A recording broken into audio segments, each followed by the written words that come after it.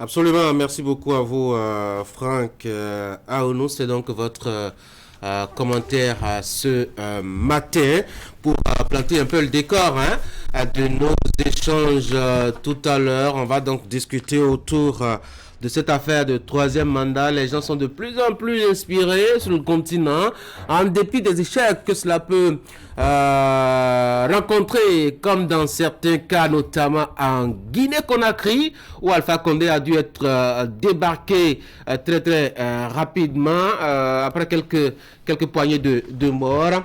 Et puis à Dakar aussi, où Macky Sall a dû donc renoncer à l'idée de se présenter pour une troisième fois à une présidentielle dans son pays. Mais après quoi? Après bien une poignée donc de morts. J'ai l'impression que les morts, ça peut se compter très facilement. Eric, bonjour.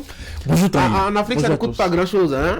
Les morts, on les compte au quotidien, quel que soit le mobile. Merci beaucoup de nous rejoindre pour les échanges ce matin. Un troisième mandat. C'est quand même curieux qu'on en soit encore à en parler en Afrique. Après, je dois dire, ce mémorable top départ que le Bénin a donné en 1990 en instituant désormais une démocratie avec des alternances régulières, Eric. Oui, absolument. Nous avons jeté les bases d'une démocratie sur notre continent, mais à l'arrivée, force est de constater qu'il nous reste encore beaucoup d'efforts à faire. Moi, j'observe tout ceci avec encore un peu d'espoir. Vous savez, ailleurs, on a fait plus d'un siècle. Voyez-vous, quand vous prenez des pays voilà, que nous prenons en exemple en matière de démocratie, ce n'est pas une question de 50 ans, de 60 ans. Vraiment. Donc, nous sommes en train de faire notre marche.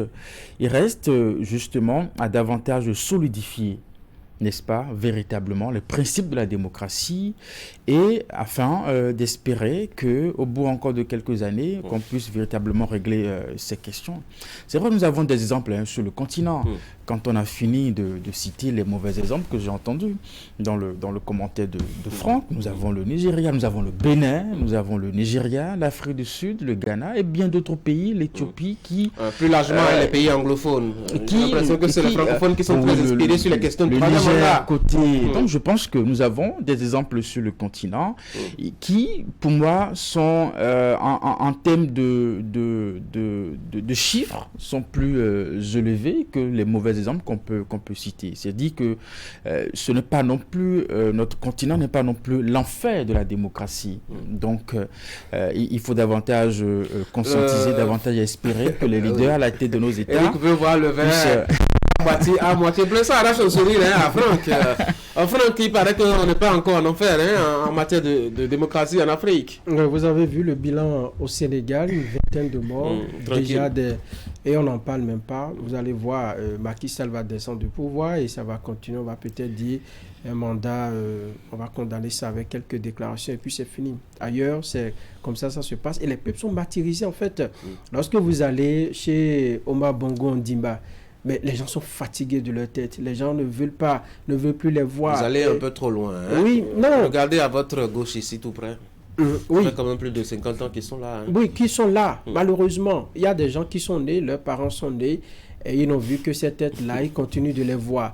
Et là, c'est pas de l'enfer, Eric. C'est bien de l'enfer. On n'a pas besoin qu'il y ait du feu partout avant de reconnaître qu'il y a qu'on est en enfer. Moi, j'ai envie de dire que j'ai écouté Bola Tinubu à l'issue du sommet de la CEDEAO qui a dit, bien que difficile à assumer, la démocratie reste la meilleure forme de gouvernance. Ça veut dire qu'on le sait, il y a quand même des gens illuminés, il y a des gens qui ont beaucoup de choses dans la tête et qui travaillent à ce que la démocratie soit promue sur le continent.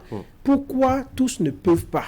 Lorsqu'ils viennent est-ce que la démocratie rime forcément avec le changement de régime tout le temps? Non, ça fait partie des critères, ça fait partie des éléments indicatifs de ce que la démocratie roule bien dans votre pays. Lorsque vous êtes en démocratie et Ondimba dit que lui, on peut tout lui reprocher, mais on ne peut pas lui reprocher d'avoir des ambitions pour son pays. Est-ce qu'il est le seul dans ce pays-là à avoir de belles ambitions pour son pays? Quand même, c'est de l'insulte pour l'intelligence gabonaise qui a vu le père dérouler tout son projet et les populations ont subi. Maintenant, le fils vient et il dit que lui, il a des ambitions, comme pour dire que les autres sont, dans quel état, sont des extraterrestres qui ne peuvent pas... Oui, mais comment est-ce qu'on peut s'expliquer qu'on s'entende sur des principes de base? Je vais faire 2 mandats. Je suis élu justement à ce titre. Et quand je viens, du coup, Eric, je dis, comment ça peut s'expliquer, Eric? Attendez que je sois chef d'État et que... Oui, mais vous êtes analyste politique, vous êtes journaliste, vous observez un peu le comportement. C'est quand même curieux sur le cas Macky Sall, par exemple, aussi. J'ai l'impression que parfois, ils font toute la lutte pour maintenir justement le flambeau de la démocratie, de l'alternance bien allumé. Mais dès lors qu'ils viennent au pouvoir, ils font tout, ils font provoquer même leur rage pour éteindre, je dois dire, ce feu. Regardez le professeur Alpha Condé, par exemple, qui a quand même lutté pendant une 40aine d'années pour instaurer la démocratie chez lui. Justement, tout à l'heure c'était pour blaguer. Et effectivement, on peut s'interroger sur cette boulimie qu'on a une fois qu'on est à la tête d'un pays. Il faut peut-être comprendre que voilà, le pouvoir, quand on y prend goût, à un moment donné, on a du mal à s'en séparer.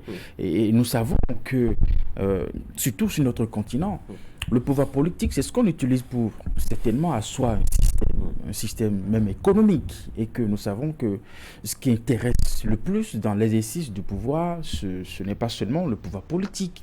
On a à côté véritablement le pouvoir économique qui permet à nos chefs d'État d'amasser pas mal de fortune.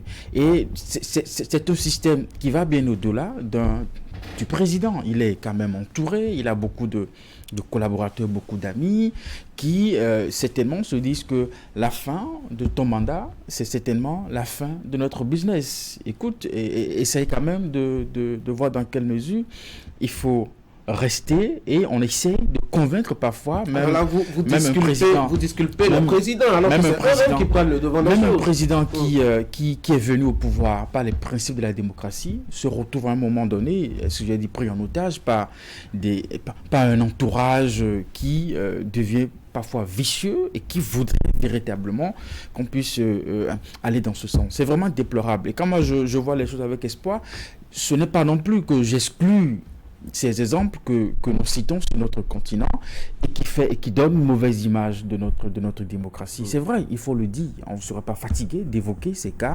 Bongo qui, bien que mal portant, tient toujours le langage d'un président qui veut continuer. Nous avons des présidents à la tête des pays. On a le sentiment que c'est une dynastie. Ça va de père en fils et ça continue. On n'est pas fatigué. Dans ce pays, les jeunes de plus de 30 ans n'ont pas connu d'autres présidents à l'exception du nom d'une famille. C'est des cas qu'il faut évoquer. Mais après, quand moi je mets dans une balance, je me dis, nous sommes en train de faire notre marche.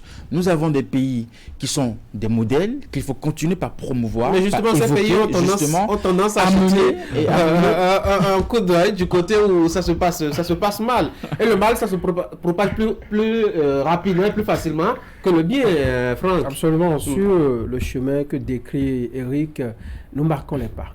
Nous marquons les pas, malheureusement, parce que nous vivons dans un village planétaire aujourd'hui. Lorsque vous prenez les pays africains, ils sont appelés à collaborer.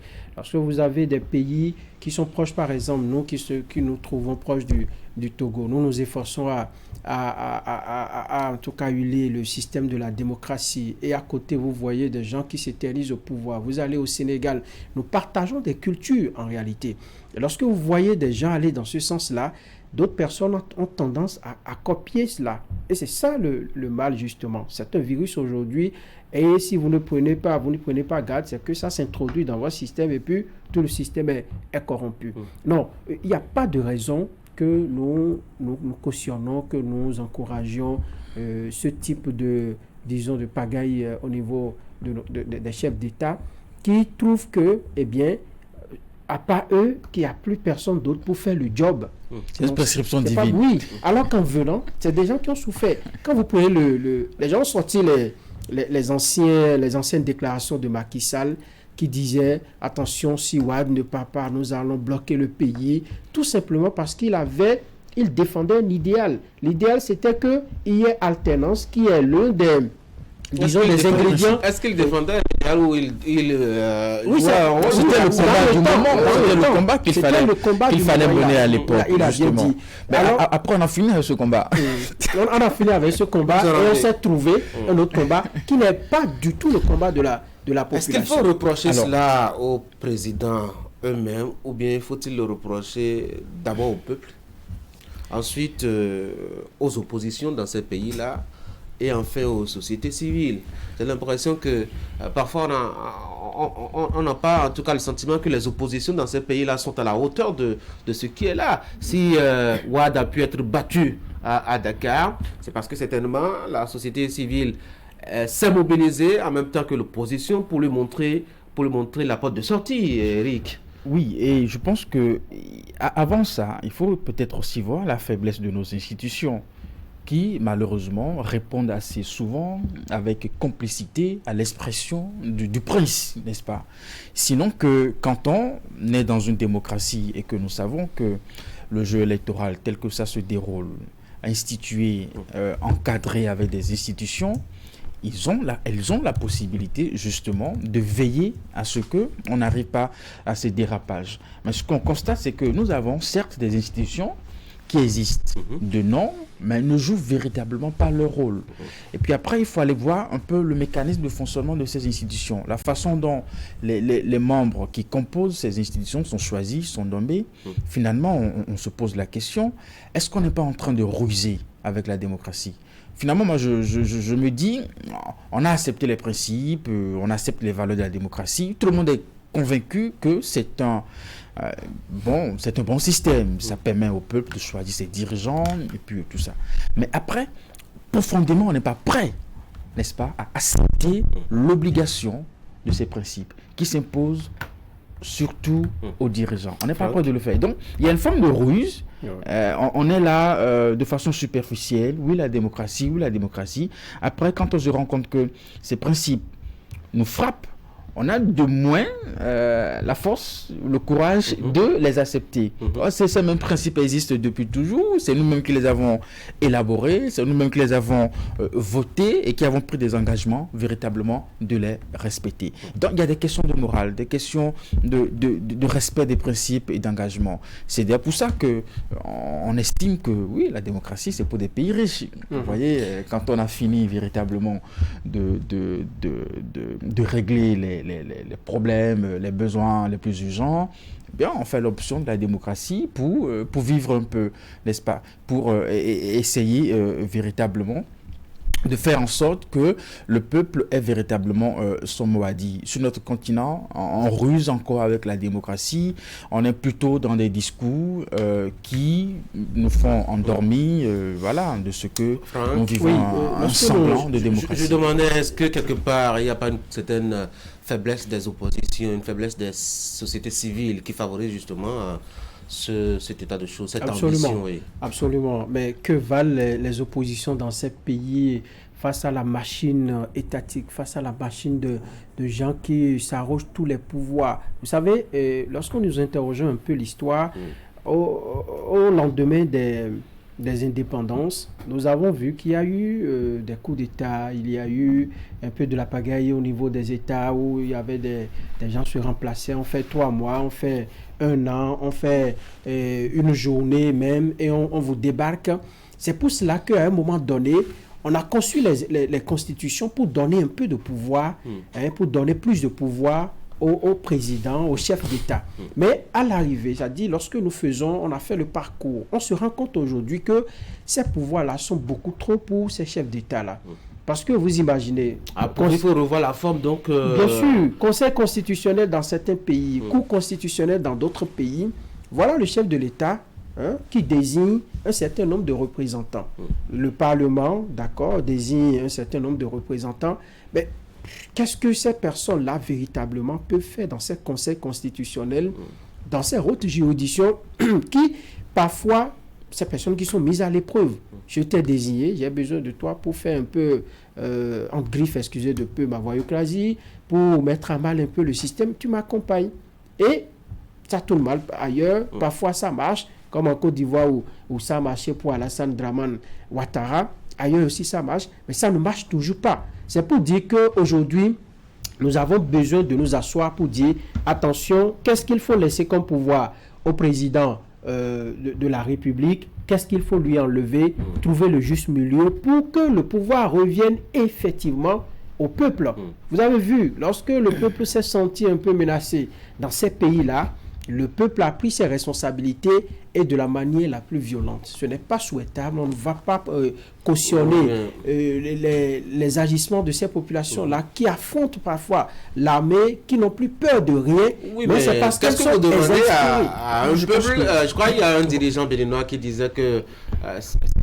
oui, quand vous demandez à de se jeter dans la mer, il fera la révolution. Si vous ne lui demandez pas trop, si on est tombé d'accord qu'il faut faire 2 mandats, ou que votre mandat doit faire 5 ans, que vous devrez partir, qu'à l'arrivée, vous commencez par nourrir d'autres ambitions, alors qu'en réalité, au-delà peut-être de l'alternance qu'on peut voir à la tête de l'État, c'est quand même une sorte de redistribution donc, des richesses au plan national qui s'opère à travers les changements de régime en Afrique, parce que notre pouvoir vient avec ses collaborateurs, avec son système, avec ses hommes d'affaires, régénère ou crée d'autres hommes riches, et ainsi de suite, d'autres jeunes politiques qui voient le jour et qui, ma foi, construisent ou commencent par construire ou engager leur carrière politique. Alors, quand vous stagnez tout ça, quand vous voulez bloquer tout cela parce que vous avez cette envie donc de vous éterniser au pouvoir, que voulez-vous comme réaction de la part de la population qui se sent résignée ou exclue? Je pense aussi qu'il faut voir un peu dans l'intégrité, n'est-ce pas, des personnes qui sont à la charge du fonctionnement de nos systèmes démocratiques. Franck l'a relevé, ailleurs le même système existe, quand bien même leur arrivée à la tête de ces institutions est rendue possible par le chef de l'État. Cela ne veut pas non plus dire qu'ils sont aux ordres, n'est-ce pas, du président. Ils sont là pour travailler pour le peuple. C'est vrai qu'on a du mal à l'intégrer, on a du mal à le penser, on a du mal à voir quelqu'un qui est venu par le choix d'un président, n'est-ce pas, assurer les charges de sa fonction sans véritablement tomber dans le piège de voilà, je dois rendre service, je dois faire en sorte que celui qui m'a mis là soit véritablement content. Non, vous avez des grandes démocraties, quand bien même des gens viennent par soit le parti ou soit par le choix du président, puisque les règles sont là et il faut les respecter. Même le président sait que ce service que je suis en train de demander à telle personne et qui porte en tosse, n'est-ce pas, la démocratie, cela pourrait être un problème et on pourrait justement évoquer cela quelque part. Souvent un problème pour eux. Oui, justement. Et donc c'est là qu'il faut raconter, c'est pas un problème pour eux. Hein. C'est là qu'il faut voir l'intégrité. On peut les ramasser à l'appel au coin de la rue, ça leur dit rien pourvu qu'ils gardent toujours leur pouvoir et que la vie continue rose dans leur palais. Alors, on va dire bonne arrivée à notre troisième débatteur, William Cliquant, qui nous a manqué tout au long de la semaine écoulée et qui pour s'engager sur une nouvelle semaine encore revient par ici. Allez, bonne arrivée, bonjour. Bonjour Tanguy, merci pour la réquisitoire. Oui, vous avez dû subir, je pense que vous avez dû subir un peu le temps qu'il fait à Cotonou et à Boumé-Calavi depuis, ma foi, très tôt ce matin, aux environs de 3 heures du matin. La nature a commencé à grinchonner. Ça vous a un peu embêté, William. Mais pendant que vous n'étiez pas encore là, nous avions engagé la discussion autour de cette affaire donc des troisièmes mandats en Afrique. L'appétit qui vient toujours.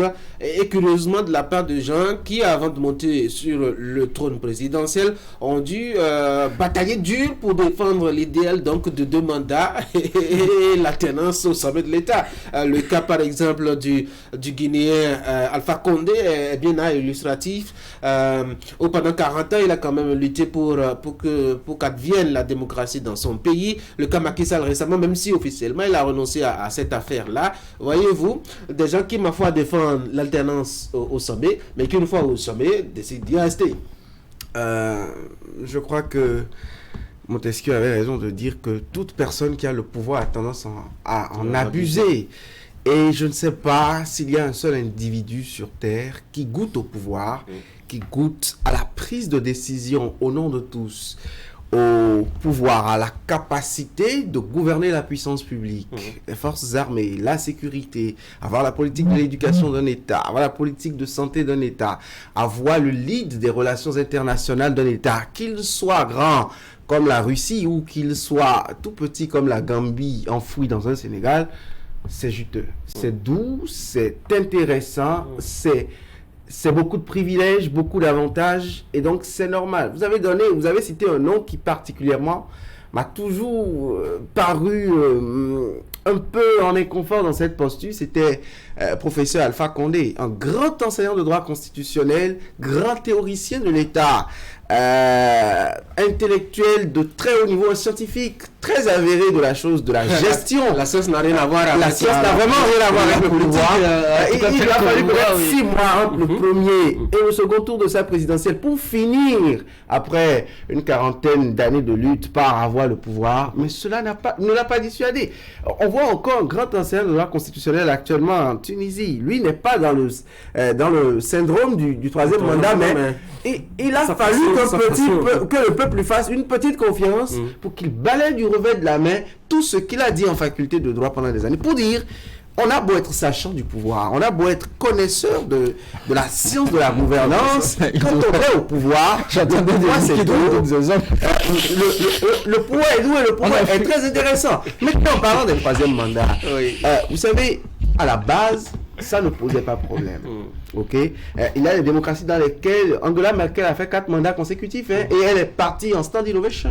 Donc il y a des démocraties dans lesquelles c'est encore accepté. Mais rappelons-nous que même dans les grandes démocraties, comme les États-Unis, comme la France, à un moment donné, la coutume était de 2 mandats, mais il a fallu, parce qu'on voyait les tendances des acteurs politiques, il a fallu codifier dans les amendements de la Constitution, dans les révisions de la Constitution, attention, il faut qu'on limite le nombre de mandats. Pour dire que ce n'est pas l'apanage de l'Afrique peut-être, ce n'est pas l'apanage de nos systèmes. Ça arrive trop souvent en Afrique. Et on se demandait quels peuvent être les facteurs favorables, justement, par rapport à cette situation-là. Qu'est-ce qui peut souvent inspirer les dirigeants comme ça? Est-ce que c'est leur rêve? Est-ce que c'est leur sommeil? Qu'est-ce qui se passe dans leur tête? Moi, je trouve déjà, comme tout premier facteur pour moi qui est très déterminant, le mode de gouvernance en Afrique. Vous savez, nous avons des systèmes dits présidentiels, mais qui pour la plupart sont présidentialistes. Le président, il est très fort. Parce que nous avons dérivé ça de l'esprit monarchique qui était notre pratique de gouvernance depuis toujours. Donc le président, il est fort, il est très fort. Le pouvoir essaie de séparer en 3 comme Montesquieu le veut, mais parce qu'il n'y a pas une séparation très étanche, il y a encore cette porosité légère entre le législatif, parfois même le judiciaire qui est aux ordres de l'exécutif, et donc le pouvoir, le président de la République ou le détenteur du pouvoir exécutif a une hyperpuissance dans sa gestion. Les tests ne lui en donnent peut-être pas le droit, mais dans la pratique, il est, d'abord l'administration est sous lui, ça c'est même juridique, mais parce qu'il a l'administration sur lui, il maîtrise parfois tous les autres systèmes qui peuvent en dépendre, comme le secteur privé, comme d'autres... Comme le judiciaire. Absolument, qui est de l'administration et qui, ma foi, quand le garde des Sceaux nomme par exemple les procureurs de la République, donc reconnaissons que l'administration a cette influence sur le judiciaire. Bref, l'exercice, la pratique du pouvoir est telle que l'hyperpuissance du chef de l'exécutif, il n'a pas envie que cette hyperpuissance finisse. De deux, nous avons des citoyens, mais qui sont dans nos États africains, par, je ne dirais pas inculture, mais par ignorance, souvent des sujets. On croirait des sujets d'une monarchie, c'est-à-dire on déifie le roi. Vous voyez le plus petit des acteurs politiques tenir un discours dans le hameau le plus reculé du pays, il doit d'abord commencer par remercier le président de la République. Il doit remercier pas de mieux. Même la religion a commencé à dire qu'il faut respecter des styles ou bien non, prier. Il faut prier pour les dirigeants. C'est 2 choses différentes. C'est 2 choses différentes. Lorsqu'un président est élu et qu'il fait un travail, il mène une action dans une localité, dans une sphère donnée, c'est son devoir. C'est parce que nous ne connaissons pas nos droits, justement, que... non, il faut l'en remercier parce que disent certaines personnes, il y en a eu, connus par le passé, qui ont été quand même présidents, qui ont peut-être eu l'opportunité de faire ces réalisations qu'ils ne les ont pas faites. Oui, Donc, est-ce que c'est voilà. est-ce que c'est finalement un don? Est-ce que c'est l'argent vient de sa poche? Est-ce que c'est l'argent de sa collectivité c'est dedans qu'il est allé puiser pour venir vous construire par exemple une infrastructure? On n'en a pas besoin. Mais malheureusement, c'est la tradition que nous nous sommes donnée avec les présidents qui se sont succédés à la tête de notre pays, de nos États, j'allais dire, africains. Vous allez ailleurs, les gens le font, et on dresse tapis rouge pour ceux qui sont envoyés pour inaugurer un puits au fond d'une localité donnée. Ça ne devrait pas être le cas. Un président qui mène une activité profitable aux populations, bon, c'est tout, c'est notre budget, c'est nous qui contribuons. Vous prenez un pays comme le Bénin où le budget est essentiellement fiscal. Ça veut dire que c'est ce que nous payons en termes de fiscalité, en termes d'impôts, de taxes, qui nous revient en termes d'infrastructure. Donc on ne peut pas se mettre à remercier les chefs d'État parce qu'on a fait ci, on a fait ça. Faut-il carrément peut-être songer à un système singulier et particulier à l'Afrique? J'ai l'impression que la démocratie ne nous va pas bien trop aussi parce que c'est un modèle qui est quand même importé. Cette question revient pour la deuxième fois. Comment? Cette question, vous la reposez pour Oui, il faut franchement peut-être y songer un jour. Peut-être concevoir un système qui va mieux pour les Africains qui ont tout le temps connu peut-être la monarchie, comme il dit, ou la royauté. Absolument. Cela me fait penser à Winston Churchill qui disait dans un de ses livres la démocratie n'est pas le meilleur des systèmes, c'est le plus mauvais à l'exception des autres. Quand on a fini de faire l'expérience d'un État totalitaire, on se rend compte que peut-être par désespoir, que la démocratie, c'est ce qui reste. Et je pense que sur notre continent, nous sommes allés à la démocratie un peu par désespoir, plus par une volonté véritablement de respecter les principes de la démocratie. Nous parlons aujourd'hui de l'alternance au pouvoir, qui est un principe de la démocratie et qui véritablement ne s'observe pas. Mais après, même dans des États où on observe l'alternance, ne veut pas dire que la démocratie est garantie. William a évoqué, mais comment est-ce que... vous savez, on nous a appris ça à l'école, même à l'université, la séparation des pouvoirs. Bon, nous avons des États où il y a certes de l'alternance, mais les pouvoirs ne sont pas séparés. On a toujours le sentiment que c'est le chef de l'État qui plane véritablement sur l'ensemble de ces systèmes, parce qu'il est hyper puissant, voyez-vous. Ailleurs, vous savez, quand je m'amuse à suivre un peu... bénéfique à nos États qui sont, ma foi, fragiles, avec des institutions fragiles. Un président qui n'est pas suffisamment fort sera rapidement balayé chaque matin. Non, il ne faut pas voir la force dans l'exercice des fonctions du président, mais la force dans nos institutions. Vous savez, on a actuellement Donald Trump, qui a été ancien président, n'a pas empêché un procureur d'un État de lui tenter un procès parce qu'on a retrouvé chez lui des documents qui ne devraient pas être à la maison. Parce qu'on a estimé que pour l'État américain, ces documents sont censés être au bureau pour justement la sécurité des Américains. Et rien que pour ça, il fait un procès. Bon, on dit pour peu ça. Est-ce que, quand vous voyez la façon dont nos autorités gèrent, voilà, que ça soit le ministère, les documents qui traînent un peu partout, ça c'est un exemple. Vous savez, donc, dans ce système, on permet à un procureur de prendre ses responsabilités. On ne veut pas regarder la nature de la personne. Alors ici, on n'a même pas la possibilité même d'interroger nos chefs d'État, ne serait-ce que sur une petite insuffisance. Allez, j'ai posé deux questions. Est-ce qu'il ne faut pas peut-être envisager une forme singulière de démocratie à Afrique? Je crois que le Royaume-Uni a son modèle, l'Allemagne a son modèle. Peut-être qu'on pourrait réfléchir à notre niveau aussi, pourquoi pas. Et puis, cette superpuissance du président de la République en Afrique, francophone surtout, est-ce que ce n'est pas mieux pour la stabilité de l'État? Vous avez cité des régimes qui ont des régimes politiques particuliers, mais qui ont pour mode de gouvernance la démocratie. Le Royaume-Uni est une des démocraties les plus intéressantes parce que le régime il est parlementaire et c'est davantage participatif et plus représentatif du peuple en matière de démocratie représentative. Vous avez cité l'Allemagne qui est devenue un label de démocratie depuis qu'ils ont rangé leur histoire sombre au passé et qu'ils ont fait avec deux partis politiques, un pluralisme politique avec un impact significatif dans le quotidien de leurs citoyens. Vous savez, moi je pense, comme vous l'avez dit, comme Obama, que nos institutions, ce sont elles qui sont faibles. Nous ne manquons pas d'hommes forts. Parce que le système que nous décrivons là fait la force du chef de l'État, le détenteur du pouvoir exécutif, mais la faiblesse des autres institutions qui, par ricochet, la faiblesse de l'exécutif lui-même, parce qu'en fragilisant les autres institutions, il se voit lui-même fragilisé dans la pratique.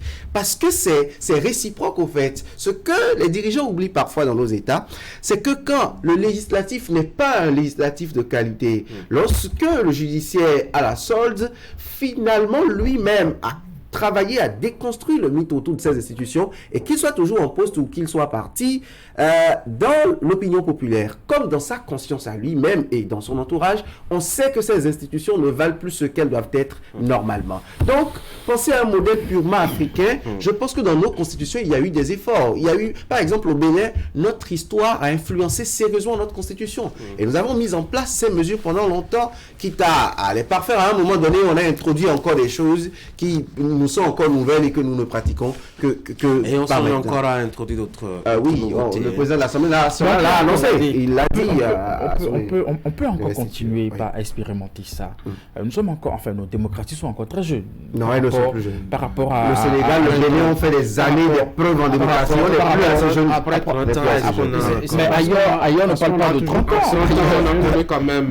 C'est parce qu'on a pensé qu'on est jeune, qu'on ne veut pas s'agir, justement. On ne parle pas de 30 ans. Et c'est une belle excuse, il me semble, parfois, quand on dit nous sommes jeunes, nous sommes en train de faire notre petit chemin. Non, oui. Non, moi je ne vois pas ça comme une excuse. Pour atteindre le niveau... Je ne vois pas ça comme une excuse. Pour atteindre le niveau des autres, vous n'avez pas besoin forcément de passer par leurs errances. Je ne vois pas ça comme une excuse.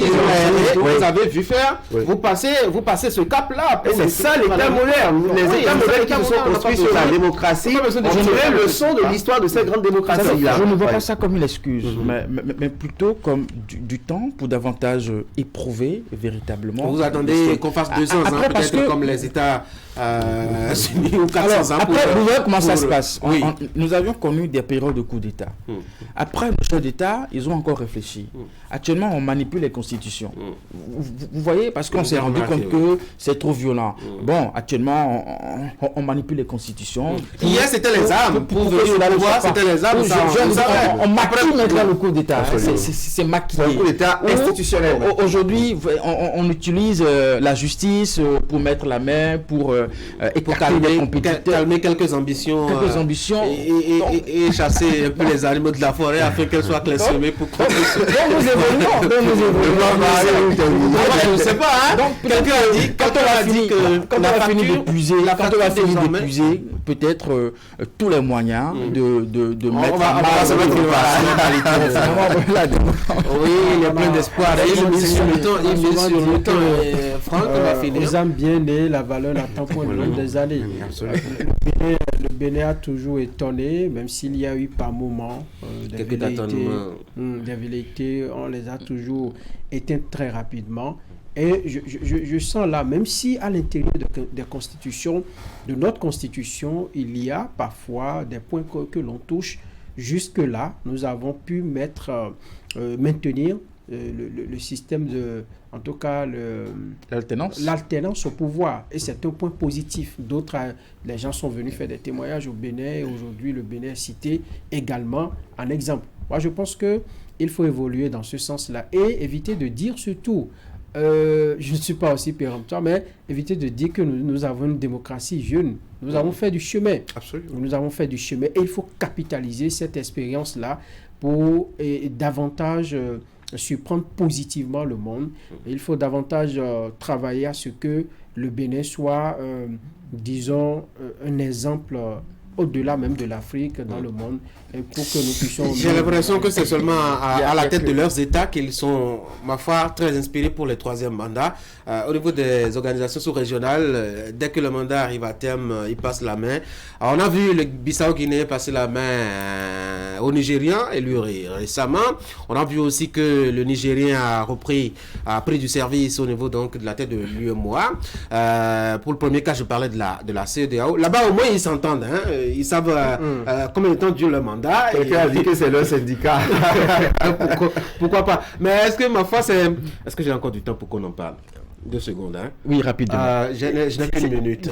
Quand ça arrive, voyez comment Je n'ai qu'une le monde minute, je entier rappelle. observe parfois les attenances. Vous savez, quand Macky Sall a lu son discours, il a été félicité. J'ai lu des messages des chefs d'État de l'Union européenne et puis Et le président de la commission de la CEDEAO. Même les oui, États-Unis ont félicité. On félicité. Donc, comme quoi, il n'y a que parfois encore sur notre continent, quand ça arrive, ça surprend.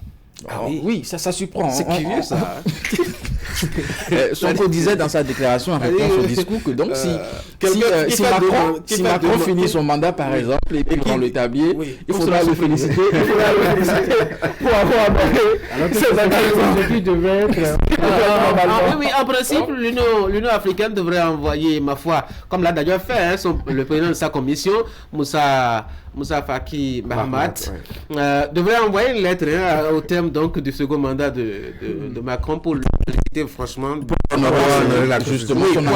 Parce que justement, il y a eu récemment quelques propositions dans le sens de réviser pour qu'il ait, je dois dire, une nouvelle chance d'être. Non, c'est Richard Ferrand qui. Oui, mais il n'a pas amusé les Français quelque chose. C'est de l'amusement. On ne badine pas avec ça. On s'interroge. J'ai fait le tour de tous les acteurs possibles qui, ma foi, restent à mon pied quand il y a cette inspiration de troisième mandat. J'ai oublié de souligner le rôle que la presse joue souvent dans cette affaire-là. Généralement, c'est avec la presse que ça commence. Absolument. Vous ne voyez pas les relais de X ou Y suscités. C'est comme ça que quand quelqu'un apporte le démenti, c'est toujours nous. Nous avons souvent deux presses. Il y a une presse pro et puis l'autre qui est martyrisée, qui est traumatisé, qui est pressurée, comme du lait pour s'aligner. Voilà. Les gars, bonne journée. Merci. Mesdames et messieurs, on va marquer une pause.